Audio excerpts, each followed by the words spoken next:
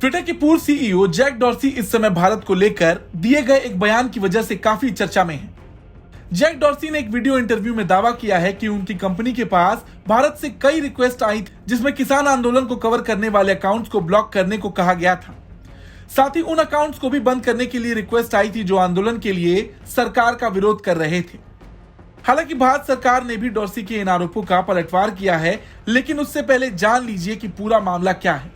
बता दें, साल 2021 में भारत सरकार 3 कृषि कानून लेकर आई थी। विरोध के बाद इसे वापस ले लिया गया था। इस बिल के खिलाफ भारत की राजधानी दिल्ली के बॉर्डर पर 1000 किसानों ने आंदोलन किया था।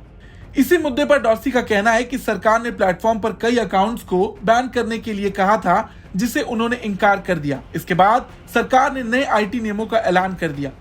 बता दें, यूट्यूब चैनल ब्रेकिंग पॉइंट्स के साथ एक इंटरव्यू के दौरान जैक डॉर्सी ने भारत सरकार पर कई आरोप लगाए हैं। डॉर्सी ने तो ये बात तक कह दी है कि उन्हें डर था कि ट्विटर को भारत में बंद कर दिया जाएगा और भारत में स्थित ट्विटर के कर्मचारियों के घर पर छापे मारे जाएंगे। वहीं भारत सरकार ने भी डॉर्सी के इन आरोपों का पलटवार किया है। केंद्रीय मंत्री राजीव चंद्रशेखर ने कहा कि डॉर्सी के दावे गलत हैं। मंत्री ने कहा कि डॉर्सी के कार्यकाल में ट्विटर और उनकी टीम लगातार भारतीय कानूनों का उल्लंघन कर रही थी। चंद्रशेखर के मुताबिक 2020 से लेकर 2022 तक कई बार नियम तोड़े गए थे। Between 2020 and 2022, Twitter was violating Indian law multiple times, and it was in non-compliance several times during those two years, and it started complying only in June 2022. During that entire period, nobody went to jail, nobody was raided, and so Jack Dorsey, knowing fully well that Twitter did not comply with Indian law and did not face any consequence of that, is today lying and making up this story about raids and arrests by Jack Dorsey. Jack Dorsey was the CEO of Twitter during a very, very dubious period in Twitter's history. What he has said is an outright lie. And I have said that publicly, and I'm reiterating it again.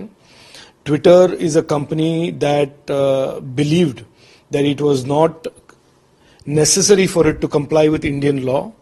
It believed that it did not have to comply with Indian law and made up its rules as it went along. And the government of India has been very clear from the very beginning, for all companies that operate in India, they have to always comply with Indian law.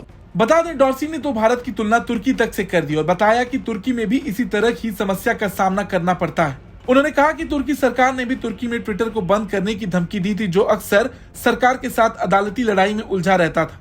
वहीं अगर आप नहीं जानते तो बता दें, Twitter पर कई बार कंटेंट मॉड्यूलेशन को लेकर आरोप लग चुके हैं। ट्विटर डील के बाद जब एलन मस्क ने कंपनी कमान संभाली तो उन्होंने उस वक्त की पॉलिसी हेड विजया गाड्डे को कंपनी से बाहर निकाल दिया। यहां तक कि डील के दौरान भी कई बार कर्मचारियों से बातचीत के दौरान मस्क ने विजया को ही टारगेट किया था। जैक डॉर्सी के वक्त से ही ट्विटर में पॉलिसी हेड विजया ही थी। यहां तक कि पूर्व अमेरिकी राष्ट्रपति के ट्विटर अकाउंट को बैन करने का फैसला भी विजया ने ही लिया था। बता दें, ट्विटर उन चुनिंदा कंपनियों में से एक है जिसने राजनीतिक विज्ञापनों पर रोक लगाने का फैसला लिया। वहीं डॉर्सी ने 29 नवंबर 2021 को ट्विटर सीईओ के पद से इस्तीफा दे दिया था। हाल ही में उन्होंने एक और सोशल मीडिया प्लेटफॉर्म लॉन्च किया है जो काफी हद तक ट्विटर जैसा ही है। ये ऐप ट्विटर का ही रिब्रांडेड वर्जन लगता है, लेकिन डॉर्सी ने इसमें डिजिटलाइज्ड कॉन्सेप्ट यूज किया है, यानी ये ऐप एक डिजिटलाइज्ड सोशल मीडिया प्लेटफॉर्म है। हालांकि इस विवाद पर आपकी क्या राय है, कमेंट करके जरूर बताएं।